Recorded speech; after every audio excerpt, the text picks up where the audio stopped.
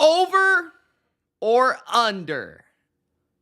What's going on, BLV football fans and my gridiron gamblers? It's the final week of the NFL regular season, which means why not do our over-under total picks for week 18 live on the channel. Answer some of your gambling questions for the last week of the NFL season if you have any, and have some fun breaking down the potential scores of these games.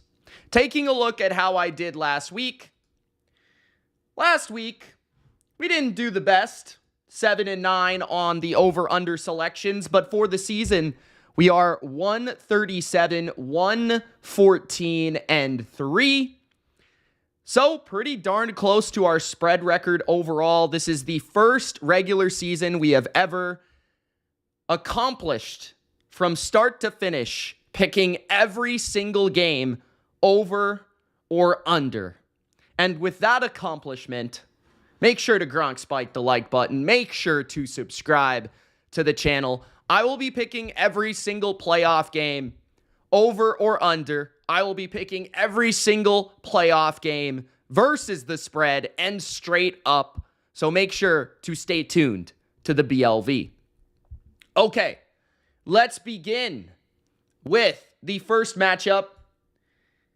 The Pittsburgh Steelers at the Baltimore Ravens. This total is 35. Ravens are actually underdogs of 3.5. There goes Mitch, the terrible graphic maker, once again. Pittsburgh minus 3.5 on the road at the Ravens. But we're focused on the total, which is 35. And this one's tricky for me because I don't really know who's going to play for the Ravens. I don't necessarily know which defenders. We know that Lamar Jackson is not going to play, but we don't know if Roquan Smith is going to be playing. We don't know if Kyle Hamilton, probably not, is going to be playing, Marlon Humphrey, etc., right? So I do kind of lean towards the over just because of the unpredictability. I think that Vegas is trying to tell us this is going to be a defensive game because of the history of the rivalry. The Ravens and the Steelers always find a way to play low-scoring games, but I mean, this total is saying it's a 20-14, 20-16 type of football game. And personally, I just think there's too much that could go wrong if you're backing the under here, just because I don't know what's going to happen. I don't know, like, who's going to be playing. If maybe Tyler Huntley comes out here and he looks really great because the Steelers have not studied him all year, and he comes out and he plays incredible on the first two drives of the game, and it's 14-0. Like, maybe Mason Rudolph and the Steelers run the ball really effectively versus already a vulnerable Ravens run defense, and maybe they're missing Roquan Smith, which opens up even more explosive runs for the Steelers, and maybe the Ravens are playing from behind. So I just feel like there's too much leeway here to be wrong. So I'm going to go under 35 here. Shout out to the people in the chat. We got over 35. My goodness. Am I on crack cocaine like the refs? You tell me in the comments. Daniel Berry is in the chat. Cassie is in the chat. She says, if you need any real advice, let me know. All right. Thank you, Cassie. Jordan says, barely under for this game. Caesar is in the chat. The man, the myth, the legend. And make sure to Gronk spike that like button, guys. Make sure to subscribe. And game number 2. That is the Saturday night game. I will be live for this game. Texans and the Colts. 47.5 is the total. I lean towards the under. It's just a lot of points. And I do feel like I worry about the Colts offense in this matchup, even at home and as effective as they've been with Shane Steichen. I worry about them not being able to run the ball, which is going to put Minshew in bad situations against a pretty good pass rush, and I think an underrated overall defense of the Texans. I do think the Colts secondary has issues, but I also think they're pretty good up front. A very deceptively good pass rush. And with Grover Stewart in there, they've been good against the run. I don't think the Texans are going to be able to run the ball. I do feel like it's going to be a lot on CJ Stroud's right arm to make plays. And I just don't think that both teams are consistently going to be able to make big plays, consistently going to be able to score points. So 47.5, I'm going under here. Next, 30.5 for the Jets and the Patriots. These games are typically under, so I'm going to go under, although this is an absolutely ridiculous total. It's so low, I can't even believe it. It's nearly in the 20s. But I don't even know if the Jets are going to score 10 points. And with that in mind, I also don't know if New England could get over 17 in this game. We've also seen a game last year that was under this total. We've seen a game earlier this year that was under this total. So I've got to go under, despite it being so low. It's actually ridiculous. So 30.5, I'm going to go under. Cassie asks, why is your hairline higher on the right side of your bulbous head? Cassie, why are you so mean? And it's just the way that I style my hair, if you're wondering. That's it. My hairline is perfectly fine. All right, next. 45.5, the Dallas Cowboys at the Washington Commanders. 45.5. I am going to go with the over because the Cowboys are mostly an over team. I feel like they'll get out in front. I feel like they'll throw the football. They'll score points. And I feel like ultimately they're going to get ahead and Washington's going to have to chase. And Washington knows going into this game they're going to have to score points. So I feel like Dallas is going to put up around 30, maybe high 20s, around 30. And then I feel like Washington's going to have to chase the game. And ultimately, it will push this total over. So I'm going to go 45.5 over the total. The Cowboys could score 40 alone, says Jordan Hunter. I agree with that if they really want to. Next, 39.5, Jags and Tennessee Titans. I like the under. Trevor Lawrence is hurt. Titans are an under team. Titans do play better offense at home, but Jacksonville's good against the run. Titans need to run the ball to have success on offense. Don't think that's going to be available too much for them. Two teams know each other well. I feel like both teams typically play each other tight. This is win and get in for Jacksonville. I think their offense is going to be a bit tight. I don't think that the Jags are going to be able to run the ball that well. And I think Trevor Lawrence is beat up, so I don't think he's really going to be sitting back there taking a ton of shots and making a ton of plays with his legs. So I think this is going to go under. This might be a bet for me, actually. 39.5 in the Titans and Jags go under. Next, 45.5 for the Lions and the Vikings. This is just a default over, assuming that the Lions play most of their players here and they actually try. I'm going to go over, and I like the over because the Lions are a high-scoring team with a very good offense. The Vikings' defense has been figured out as of late. And the offense of the Vikings will get a spark with Nick Mullins in there. Nick Mullins, he at least can operate this offense with Justin Jefferson, Jordan Addison, and company. He can get the ball out. He can be efficient. He will turn the ball over. But we saw kind of a wild game just a couple weeks ago between these two. I think this total is maybe a little bit too low here. Next, 42 between the Saints and the Atlanta Falcons. I am going to go under, and the reason is I think Atlanta has to run the ball to be successful. I like the way the Saints defense played last week, and I also know that the Falcons defense knows the Saints scheme very well. Like the Saints and the Falcons have very similar defensive schemes. I think that both of these teams will play through their defense here, and I would lean towards the under. I do think it's going to be something similar to what we saw between the Bucs and the Saints. Probably like a 20-17, 21-17, that type of game. I kind of feel like. So I'm going to go under here. I think both defenses have been more reliable than the offenses. Derek Carr doesn't score in the red zone. And the Saints do need to win to get in, potentially here. But I don't think that really matters because the Falcons are also going to be fighting hard to try to upset the Saints here as well. So I'm going to go under. What type of dog do I have? Maltese. Jordan says under. I don't like either offense. Okay, 37.5 for the Bucs and the Carolina Panthers. I am going to go Under. I actually think Carolina has this chance to win this game. Maybe I'm nuts. Maybe I'm out there. Maybe I am on some drugs. But I think that the Panthers have a chance here. I like how they played the Bucs the first time around. They've given the Bucs a challenge in many games the last couple of years.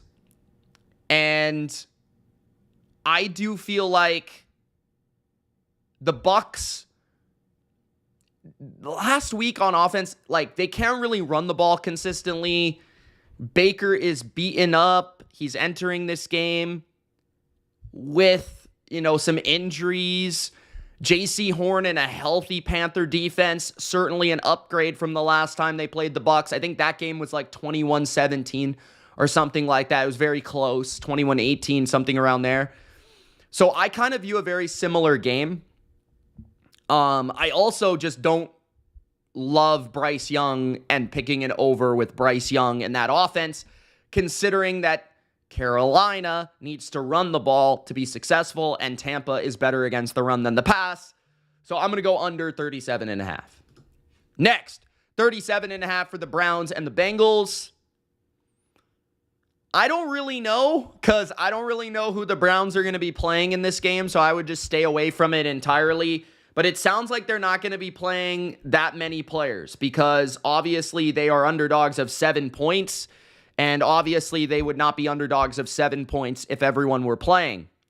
So because of that, I'm just going to take the under. I'm going to go with the safe pick and take the under here. This could be a wild game that gets out of hand, but I don't really know. So I'm just going to go under. I don't have a lot of analysis with that one. Next, 47.5 for the Seahawks and the Cardinals. I have Kyler Murray, or Kyler Crosby as some call him, as the thumbnail of the video. I'm going with the over. I think the Seahawks defense has absolutely stunk in recent weeks. They made Mason Rudolph look legitimate. And the Cardinals offense, I think, has played really well as of late, moving the ball on pretty much everyone, moved the ball at will against Philadelphia. Seattle and the Eagles have similar defenses in terms of level of play right now. I feel like the Cardinals will be able to run the ball effectively, setting up Kyler Murray to have success. I think Trey McBride should have a pretty big day here. And I just think Kyler Murray will finish the season strong with the Cardinals at home. And then Seattle, I think they should move the ball, because this is a game where I think they've got matchups on the outside to throw the ball. I think Kenneth Walker will be able to run the ball against a weak run defense of the Cardinals. I'm going to go over here. It is a high number, but I like the track meet in Arizona. Next, 42 is the Eagles and the New York G-Men. I'm going to go over just because it's an Eagles game, and I'm not going to overcomplicate it. Now, if the Eagles do pull Jalen Hurts at any point, that's why I wouldn't bet this game. But I do feel like the over is more of the bet here. Even if Marcus Mariota enters this game, I feel like the Eagles will be able to use their matchups on the outside. I think they'll be able to run the ball like they did in the first game, which allowed them to score many points and really not even have to be creative to do so. And then on the other side, I feel like the Giants are going to make some big plays. I think they're going to be able to run the ball. I think Brian Daboll is going to go balls to the wall, kitchen sink game. And I think they're going to throw everything at the Eagles defense that's been very much struggling as of late. So I'm going to go over 42. Next, 35, Chiefs and the Chargers. I'm going to go under just because it's going to be Blaine Gabbert versus Easton Stick. I don't really have to give you much more analysis. I do feel like the Chargers defense has played better since Brandon Staley got fired. And I do also feel like the Chiefs defense has a lot of talent and a lot of depth, which even if they do pull a Chris Jones, I think they'll still be able to compete against Easton Stick. So I'm going to go under 35. I think the Chiefs probably find a way to stay in that game and stay within the spread, but it will be like a 17-14 kind of game in my opinion. So I'm going to go under 35. 38 for the Broncos and the Raiders. Something tells me under, but I don't really know on this one. Like, this feels like barely an under here.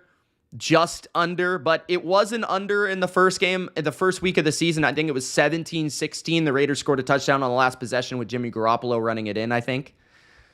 This time, I think the Raiders at home, maybe that means a little bit more points because it's in a dome and it's not in Denver in the cold.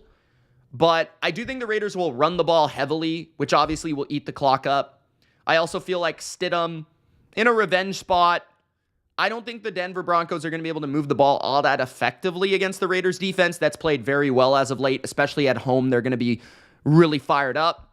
And then I do feel like Sean Payton, just the way he is playing and the way he's calling a game, leans towards the under because he's being very conservative on fourth down. He's kicking his field goals. He's playing field position.